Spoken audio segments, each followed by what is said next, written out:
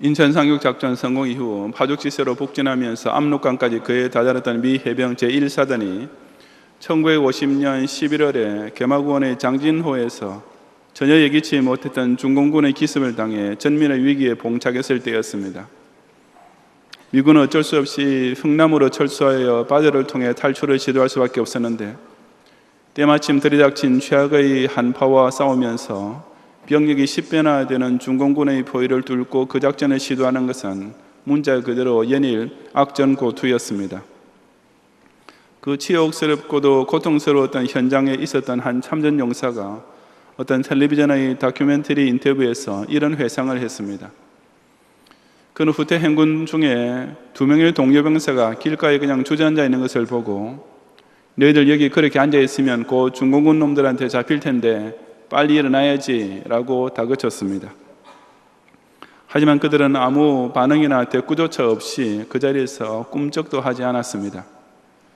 물론 그 두 병사도 자기네가 그 자리에서 일어나지 않으면 그대로 동사되든지 포로가 되든지 둘 중에 하나인 것은 잘 알고 있었지만 이미 육체적으로 완전 탈진하고 정신적으로도 완전 자포자기 상태에 도달했기 때문이었습니다. 그 참전 용사는 결국 어쩔 수 없이 그들을 버려두고 그 자리를 그냥 떠날 수밖에 없었다고 말하면서 눈물을 짓는 것이었습니다. 구약의 위대한 선지자 엘리야에게도 바로 그런 순간이 있었습니다. 이세벨 왕비를 주동으로 한 북쪽 이스라엘의 바알 우상 숭배에 대항하여 홀로 고군분투하던 엘리야는 그 고된 싸움에서 너무 지친 나머지 모든 것을 포기하고 쓰러지게 되었습니다. 그야말로 일어나서 한 걸음도 더 걸어갈 기력이나 의지조차 전혀 없는 완전 절망 상태가 그 대선지자에게도 찾아왔던 것입니다. 하지만 하나님께서는 엘리야를 그냥 죽도록 그 자리에 내버려 두지 않으시고 다시 일으켜 세우셨습니다. 당신이 아끼시며 당신께서 사용하시는 선지자의 생이 그렇게 비참한 패배로 끝나게 할 수는 결코 없었기 때문이었습니다. 이 시간 저는 주신 말씀을 통해 기독 신자 역시 그냥 그 자리에서 죽고 싶을 정도로 극한의 낙심에 빠질 때가 있지만 하나님께서는 그처럼 절망의 밑바닥에 쓰러져 있는 성도를 어떻게 소생시키고 재기시켜 주시는지를 함께 상고해 보고자 합니다. 첫째로 우리의 모든 기력이 소진되었을 때에도 하나님께서는 다시 일어나서 한 걸음을 더 걸어갈 수 있는 힘을 더해 주십니다. 본문 1절부터 8절까지의 말씀을 함께 봉독하겠습니다. 아합이 엘리야가 행한 모든 일과 그가 어떻게 모든 선지자를 칼로 죽이는지를 이세벨에게 말하니 이세벨이 사신을 엘리야에게 보내어 이르되 내가 내일 이맘때에는 반드시 내 생명을 저 사람들 중 한 사람의 생명과 같게 하리라. 그렇게 하지 아니하면 신들이 내게 벌 위에 벌을 내림이 마땅하니라 한지라. 그가 이 형편을 보고 일어나 자기의 생명을 위해 도망하여 유다에 속한 브엘세바에 이르러 자기의 사원을 그곳에 머물게 하고 자기 자신은 광야로 들어가 하룻길쯤 가서 한 로뎀나무 아래에 앉아서 자기가 죽기를 원하여 이르되 여호와여 넉넉하오니 지금 내 생명을 거두시옵소서. 나는 내 조상들보다 낫지 못하니이다 하고 로뎀나무 아래에 누워 자더니 천사가 그를 어루만지며 그에게 이르되 일어나서 먹으라 하는지라. 본즉 머리맡에 숯불에 구운 떡과 한 병 물이 있더라. 이에 먹고 마시고 다시 누웠더니 여호와의 천사가 또다시 와서 어루만지며 이르되 일어나 먹으라. 내가 내 갈 길을 다 가지 못할까 하노라 하는지라. 이에 일어나 먹고 마시고 그 음식물의 힘을 의지하여 40주 40야를 가서 하나님의 산 호렙에 이르니라. 아멘. 바로 앞에 18장에 보면 엘리야 선지자의 생애 중에 하이라이트라고 할 만한 갈멜산 제단의 사건이 나옵니다. 거기서 엘리야가 거둔 승리는 그야말로 혁혁한 것이었습니다. 바울과 아세라 선지자 850명을 대항하여 혈혈단신으로 싸운 전투였지만 그 제단에서 오직 엘리야 선지자만 하늘로서 내려온 불의 응답을 받았으며 그 직후 모든 우상 선지자를 붙잡아 기손 시내가에서 단체로 즉결 처단까지 했던 것입니다. 그때까지의 분위기만 본다면 그 누구의 눈에도 이제 싸움은 다 끝난 것이나 다름없어 보였습니다. 하지만 악한 이세벨 왕비는 결코 호락호락한 상대가 아니었습니다. 아합 왕으로부터 자신의 수족처럼 부리던 우상 선지자들이 다 몰살당했다는 소식을 들은 그녀는 오히려 엘리야에게 내가 내일 이맘때 반드시 내 생명을 저 사람들 중 한 사람의 생명과 같게 하리라 하고 자기가 믿는 우상 신들의 이름으로 맹세까지 하면서 살해 위협을 보내왔습니다. 그것은 엘리야 선지자로서는 전혀 예상치 못했던 일이었습니다. 우상 선지자를 일망타진함으로써 결정타를 날렸다고 생각하고 있었는데 녹다운 될 줄 알았던 상대방이 오히려 더욱 악에 바쳐서 자기를 반드시 죽이겠다고 강력한 카운터 펀치를 날려온 격이었습니다. 바로 이 형편을 보고 즉 이세벨로부터 그런 뜻밖의 반격을 당해 한순간에 전세가 역전되자 당황한 엘리야는 일어나 자기의 생명을 위해 도망할 수밖에 없는 신세로 전락했던 것입니다. 엘리야 선지자도 결국 우리와 성경이 같은 사람이었으니 그 얼마나 낙심되었겠습니까? 그런 그의 심정은 그가 자기와 자기의 사환을 브엘세바에 남겨두고 혼자서 광야로 들어가 하룻길쯤 가서 한 로뎀나무 아래에 앉아서 자기가 죽기를 원하는 모습을 통해서도 충분히 짐작될 수 있습니다. 물론 여기서 엘리야 선지자가 여호와여 넉넉하오니 지금 내 생명을 거두시옵소서라고 한 것이 무슨 자살 충동의 발로나 자기 생명에 대한 저주 같은 것은 결코 아니었습니다. 단지 자기로서는 이세벨과 우상 숭배자들을 대항하여 최선을 다해 싸웠음에도 불구하고 완전 승리를 거두지 못했다는 사실에 대한 허탈감과 낙심이 하나님 앞에서 그런 한탄조의 기도가 나오게 만들었던 것입니다. 나는 내 조상들보다 낫지 못하니이다 라고 이어지는 말에서도 잘 드러나듯이 자기 능력의 한계에 도달한 엘리야에게는 이제 더 이상 싸울 기력이라고는 한 방울도 남지 않게 되었던 것입니다. 하지만 그처럼 그러기 상태에 빠진 이미 다운되어 마지막 카운트에 들어간 것이나 다름없게 된 엘리야 선지자에게 하나님께서는 천사를 보내시어 우선 그를 어루만져 주셨습니다. 마치 권투 시합 중에 지신 선수의 어깨나 다리를 세컨드나 코치가 주물러 주듯이 지금 로뎀나무 아래에서 잠에 꼬라 떨어진 엘리야 선지자의 육신적 피로를 그렇게 회복시켜 주셨던 것입니다. 그뿐 아니라 숯불에 구운 떡과 한 병 물을 먹고 마시게 하심으로써 새로운 에너지까지 공급해 주셨습니다. 그래서 엘리야 선지자는 2차례에 걸쳐 일어나 먹고 마시고 난 후에 바로 그 음식물의 힘을 의지하여 40주 40야를 가서 하늘의 산 호렙에 이르게 되었던 것입니다. 혹자는 엘리야 선지자가 광야로 들어갈 때부터 호렙산에 가서 하나님을 만날 목적을 가지고 있었다고 해석하지만 저는 그렇게 보지 않습니다. 그는 그저 좌절감 속에서 광야로 하룻길쯤 들어간 후에 한 로뎀나무 아래에 앉아서 자기가 할 수 있는 일은 다 끝났다고만 생각하며 오직 죽기를 원하는 절망의 끝자락에 도달해 있었을 뿐이었습니다. 하지만 바로 그런 엘리야 선지자에게 하나님께서는 너는 여기서 주저앉아 버려서는 안 된다. 내 갈 길이 있으니 다시 일어나야만 한다 라고 그를 강력하게 다그치셨습니다. 바로 그 동료 때문에 엘리야 선지자는 다시 일어나서 한 걸음을 내디딜 수 있었고 그 한 걸음이 40일 밤낮 동안 계속되면서 끝내 하나님의 산 호렙까지 도달하게 만들었던 것입니다. 불신자들은 스스로 죽을 권리가 있다고 생각합니다. 자기 목숨이니 자기가 원하면 언제든지 포기할 수 있는 것이 당연하다고 여기는 것입니다. 기독 신자 역시 대선지자도 그랬으니만큼 낙심과 절망의 극한에 다다를 때 죽고 싶은 생각은 들 수 있습니다. 우리 역시 본성인 같은 연약한 사람에 불과하기 때문입니다. 하지만 그처럼 죽고 싶을 정도로 정신적, 육체적 스트레스의 극한에 도달했을 때에도 우리를 하여금 죽지는 못하게 하는 것이 있습니다. 바로 내 생명은 내 것이 아니라 하나님의 소유물이라는 믿음입니다. 그 때문에 신자는 아무리 당장 죽고 싶을 정도로 괴로워도 자살을 할 수가 없습니다. 하나님께서 아직 죽지 말라고 하시면 결코 죽을 수가 없기 때문입니다. 오직 일어나 걸어가라 하고 내 생명의 주권자께서 명령하시면 그 쓰러져 있던 자리에서 어떻게 해서든지 다시 한번 일어나야만 하는 것입니다. 생텍쥐페리의 소설 인간의 대지에 보면 저자 자신이 우편 비행사 시절에 사하라 사막에 불시착하게 됐던 경험담이 나옵니다. 사방 수백 킬로미터의 사막 한가운데서 생텍쥐페리와 동료 승무원 프레보의 수정에 남아있는 것이라고는 커피 반 리터, 포도주 4분의 1리터, 포도알 몇 개와 오렌지 한 개밖에 없었습니다.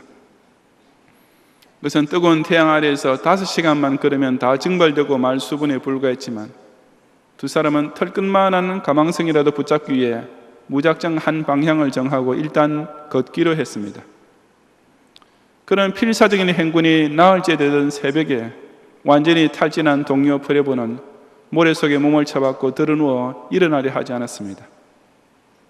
그때 생텍쥐페리는 프레보, 떠납시다. 우리 목구멍이 아직 막히지 않았으니 일어나서 걸어야 합니다. 라고 그를 다그쳤습니다.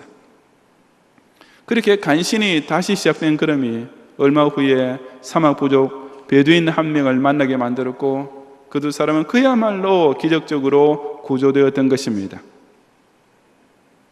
삶과 죽음 사이에 있는 것은 바로 그 딱 한 걸음입니다. 그냥 쓰러져 있느냐 아니면 마지막 힘을 짜내어서 한 번만 더 일어서느냐의 차이가 비참한 패배자와 인생 역전의 승리자를 나누게 되는 것입니다. 바로 그 때문에 하나님께서는 죽기를 원하는 우리에게도 오히려 일어나 걸어가라고 엄명을 내리시는 것이 아니겠습니까?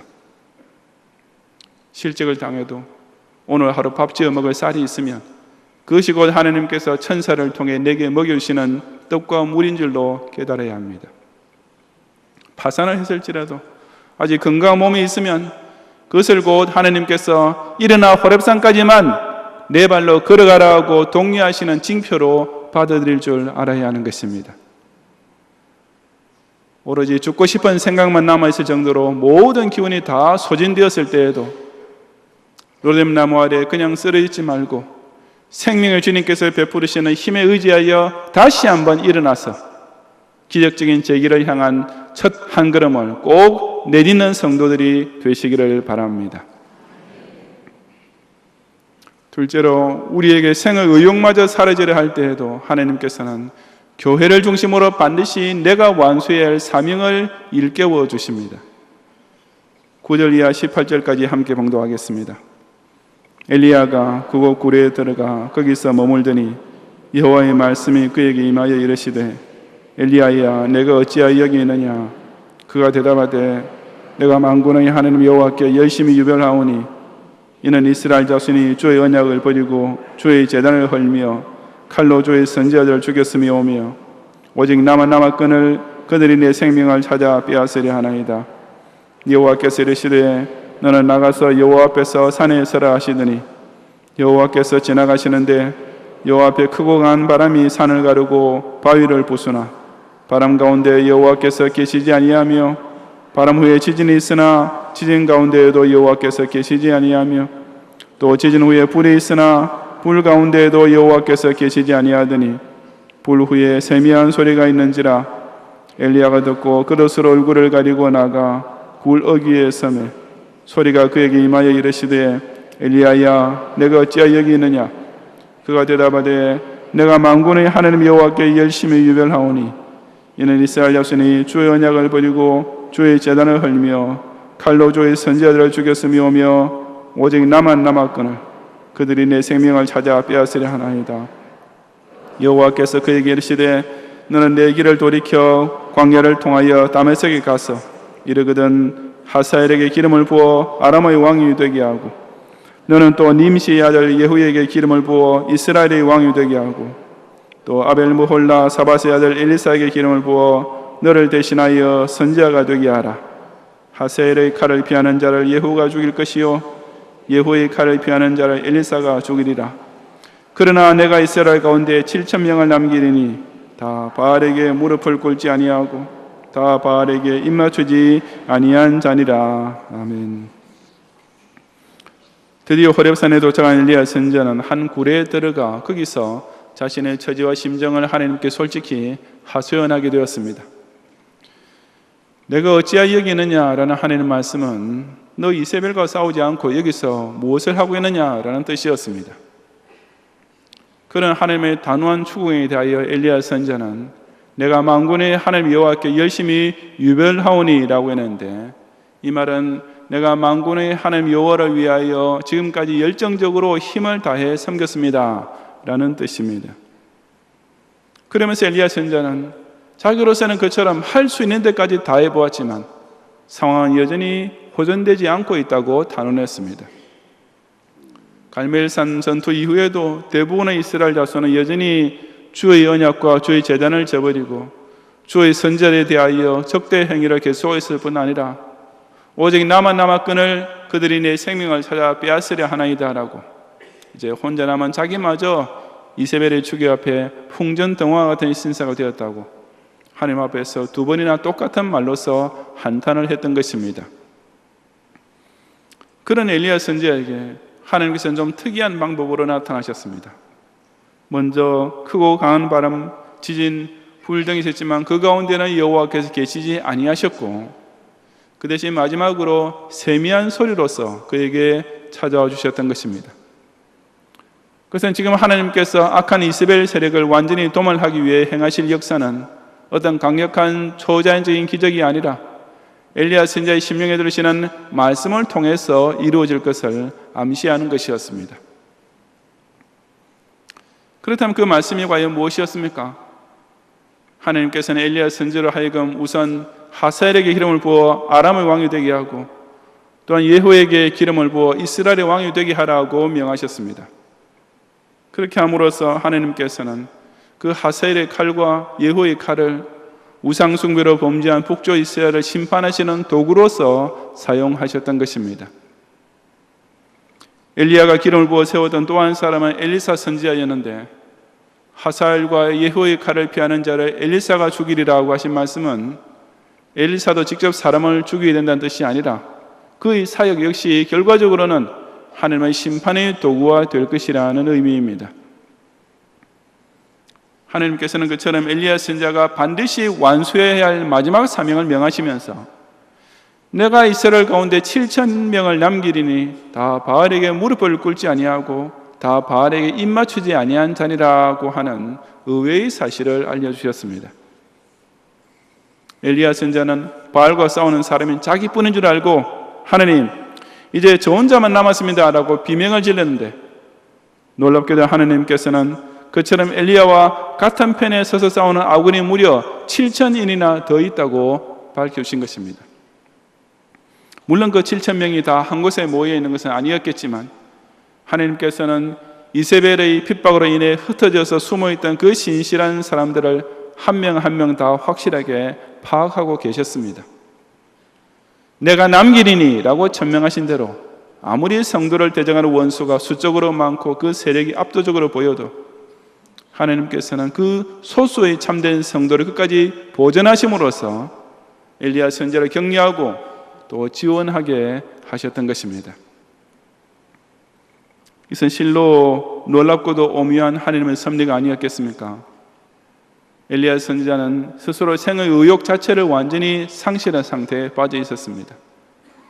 하지만 하나님께서는 다른 사람이 아니라 바로 그 엘리야가 반드시 완수해야 할 사명이 아직 남아있음을 일깨우심으로써 그에게 살아야 할 이유를 가르쳐 주셨습니다.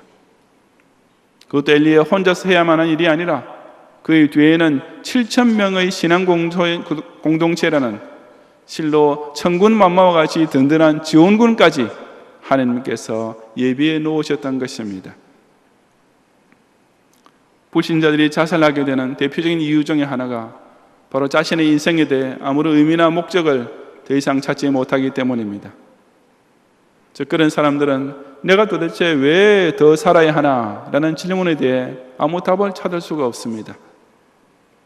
그 결과 나 같은 사람 하나쯤이야 세상에 있으나 마나한 존재라는 결론에 이르게 되고, 내가 죽어도 신경 쓰는 사람조차 아무도 없을 거야 라고 망연자실하는 가운데 음독을 하거나 투신하게 되는 것입니다. 하지만 스스로도 찾을 수 없고 다른 아무 사람도 대답해 줄 수 있는 그 막다른 골목의 질문에 대해 하나님께서는 우리에게 명백하게 대답해 주십니다. 바로 너는 나를 위해 아직은 해야 할 일이 남아있다라고 말입니다. 아무리 인간 사회에서는 있으나마나 투명 인간 같은 존재로 취급받더라도 하나님에게는 저 여러분이 꼭 살아있어야 할 이유가 있습니다. 당신의 위대한 구속사 완성을 위해 다른 사람 아닌 바로 나 자신에게 시키시려는 사명이 있는 것입니다. 비록 가정에서는 무기력한 가정이라고 무시를 당하고 아무짝에도 쓸모없는 아니라고 욕을 먹으면서 살고 있다 해도 하나님에게는 그런 우리 한 사람 한 사람을 두고 반드시 완수하시려는 선한 목적이 있습니다. 곧 나 한 사람을 교회 중심으로 서로 격려하며 협동하는 일꾼과 군사로 사용하심으로써 14만 4천의 남은 자를 하나도 빠짐없이 채우는 구령 사업을 성취하려 하시는 것입니다. 몇 년 전 교회 사태가 일어났을 때 사실 제일 약하고 못난 꼴을 보였던 사람은 정말 부끄럽게도 명색이 담임 목사를 하는 저였습니다. 당연히 성도들을 격려하고 힘을 불어넣어주면서 이끌어야 할 위치에 있는 사람이 오히려 제일 먼저 낙심의 끝자락에 떨어져 있었던 것입니다. 한 곱이 겨우 넘겼다 싶으면 또 닥쳐오는 악재의 연속 앞에 저도 이제 내가 할 수 있는 일은 여기까지인가 보다, 내가 버틸 수 있는 한계는 이것으로 끝이다 라고 완전 포기 상태에 이르렀던 적이 한두 번이 아니었습니다. 하지만 그럴 때마다 하나님께서는 제게도 같은 편에 서 있는 7,000명을 하나하나 보여주셨습니다. 그러면서 이 경양교회를 위해서 제가 아직은 해야 할 일이 남아있는 사람이라고, 아직은 하나님께서 써야 할 목적이 남아있는 사람이라고 일깨워주시면서 저를 억지로 일으켜 주셨고, 바로 그 덕분에 제가 지금까지 이 자리에 서 있는 것입니다. 이처럼 하나님께 있어서 나라는 사람은 아직 쓸모있는, 아니 아주 가치 있는 존재입니다. 있어도 되고 없어도 되는 사람이 아니라 절대로 없어서는 안 될 필수적인 사람인 것입니다. 지금 그냥 죽어도 별 상관없는 사람이 결코 아니라 아직까지는 하나님께서 반드시 살려두셔야 하는 지극히 소중한 존재가 바로 저와 여러분 한 사람 한 사람인 것입니다. 비록 바람과 지진과 불의 기적은 동원하지 않으시더라도 세미한 말씀을 통해 우리에게 아직 남아있는 사명을 일깨워주시는 하나님의 이 놀라운 격려에 힘입어서 설사 생의 의욕까지 상실되는 지경에 이르더라도 결코 절망하지 말고 의연히 7전8기 하고야만은 성도들이 꼭 되시기를 바랍니다. 성도 여러분, 죽어가는 사람에게 있어서 가장 중요한 것은 본인 스스로가 살고자 하는 의지를 잃지 않는 것입니다. 그래서 위험한 수술을 받게 되는 중환자나 중상을 당한 병사에게 곁에 있는 의사나 전우가 절대로 포기하지 말라, Don't ever give up이라고 격려하는 장면을 드라마나 영화에서 흔히 보게 되는 것입니다. 자기 생명에 대하여 스스로 완전히 포기해버리면 바로 그 순간 정말 모든 것이 끝장나고 말지만 생명에 대한 애착과 의지를 끝까지 붙잡을 때에는 그야말로 구사일생이라는 기적도 일어날 수가 있기 때문입니다. 아까 언급했던 생텍쥐베리아의 인간의 대지라는 책에서 저자는 자신의 동료 중 한 명이었던 기요메이라는 조종사가 실제로 겪었던 일을 또 하나 회상하고 있습니다. 그는 어느 겨울에 우편 비행기를 몰고 안데스 산맥을 넘어가던 도중에 악천후를 만나 눈과 얼음으로 뒤덮인 골짜기에 추락해버렸습니다. 실종 소식을 들은 생텍쥐베리와 다른 동료 비행사들은 즉시 그를 찾기 위해 수색 비행을 했지만 그 넓고도 깊은 산중에 떨어진 작은 비행기 한 대를, 그것도 한겨울에 찾는다는 것은 애당초 불가능한 일이었으며 그것은 기요메 본인 역시 너무나 잘 알고 있는 사실이었습니다. 그래서 기요메 조종사는 피켈도 로프도 식량도 없이 영하 40도의 추위 가운데 눈과 얼음으로 뒤덮인 산비탈을 기어오르고 골짜기를 내려가기를 반복해야만 했는데 그렇게 7일 동안 밤낮 계속 걸어서 끝내 기적적인 탈출에 성공했습니다. 나중에 병상에 누운 채로 생격지비대의 병문안을 받게 된 기욤에는 내가 한 것은 맹세코 세상에 그 어떤 짐승도 일찍이 한 적이 없을 것이라고 하면서 그 초인적인 탈출 과정을 회상하기 시작했습니다. 그는 3세일이 지났을 때가 가장 큰 고비였다고 했는데 그때쯤 되니까 생존 본능 자체가 없어지기 시작하면서 그냥 눈 속에 들어누워 영원히 쉬고 싶은 욕망만 간절하게 되었기 때문이었습니다. 하지만 물론 그것은 곧 죽음이라는 사실을 그는 잘 알고 있었고, 그래서 쓰러질 때마다 정말 온 몸의 남아있는 힘을 다 짜내어 억지로 자신을 다시 일으켜 세우고 계속 걷기를 반복했던 것입니다. 그러다 한 번은 발이 미끄러져 눈 속에 배를 깔고 엎드러지게 되었을 때 그는 정말이지 다시 일어나기 싫었습니다. 그의 머릿속에는 아무 희망 없는 짓인데 왜 쓸데없이 이 고생을 해야 하나, 그냥 눈만 감으면 모든 것이 다 끝나고 평안해질 텐데 라는 생각밖에 남지 않게 되었기 때문이었습니다. 그렇게 아예 죽기만을 기다리고 있던 기욤에는 마지막으로 자기 아내를 떠올리면서 보험 들어놓은 것이 있으니 생활하는 데는 어려움이 없겠지라고 생각하다가 그 순간 그의 머릿속을 퍼뜩 스쳐 지나가는 것이 있었습니다. 그것은 만약 자신이 실종으로 처리가 되면 법정 사망 판정은 4년 더 미루어지고 그때까지는 아내에게 보험금이 전혀 지급되지 않는다는 사실이었습니다. 그리고 지금 그가 쓰러져 있는 위치는 가파른 언덕이어서 여름이 되어 눈이 녹으면 깊은 골짜기 밑으로 자기 시체가 굴러 떨어져 버리면서 영원히 발견되지 못할 것이 틀림없었습니다. 바로 그때 기욤에는 약 50m 앞에 우뚝 솟아있는 바위 하나를 발견하게 됩니다. 그리고는 어떻게 해서든지 거기까지만 가서 바위 위에 자신의 몸을 기대어 놓으면 여름이 되었을 때 누군가가 자기 시체를 발견해 줄 수 있을 것이라는 기대를 하게 되는 것입니다. 바로 그 생각 하나 때문에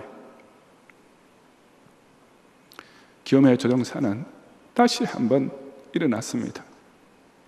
그리고 일단 일어나서 천근 같은 한 걸음을 내딛은 후에 그는 그 바위를 지나쳐 계속해서 이틀 밤과 사흘 낮을 더 걸었고 끝내 자력으로 기적적인 탈출에 성공하게 되었습니다.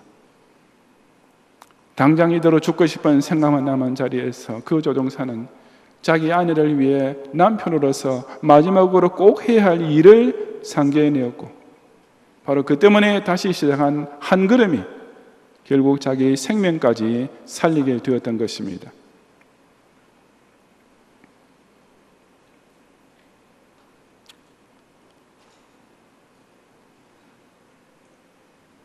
여러분도 내 인생의 모든 기력이 다 소진되었다고 여겨질 그때 그저 딱 한 걸음만 더 걸어가 보시기 바랍니다. 그 한 걸음이 곧 하나님께서 내 영혼을 기적적으로 수행시켜 주시는 기적이 시작되는 순간이기 때문입니다. 이제는 아무 살 이유조차 없다고 판단될 때에도 주님의 몸된 교회를 위해 아직 내가 마치지 못한 사명을 되새기면서 다시 한 번만 더 힘을 내어 일어나 보시기 바랍니다. 그렇게 딱 한 번만 더 일어나면 비참한 패배로 끝나기 일보 직전의 인생을 하나님께서 순식간에 최후의 승자로 바꾸시는 대역전이 반드시 벌어지고 말 것입니다. 그저 죽고만 싶을 정도의 극단적인 낙심과 절망이 찾아올 때에도 우리 생명의 주권자께서 너는 일어나서 여호와 앞에 서라고 명하신 이 세미한 음성을 듣고 자신을 다시 한번 일으켜 세움으로써 정말로 모든 짐 다 내려놓고 영원히 안식하게 될 저 영광스러운 천국의 결승점까지 반드시 도착하는 경향의 성도들이 되시기를 주님의 이름으로 축원합니다.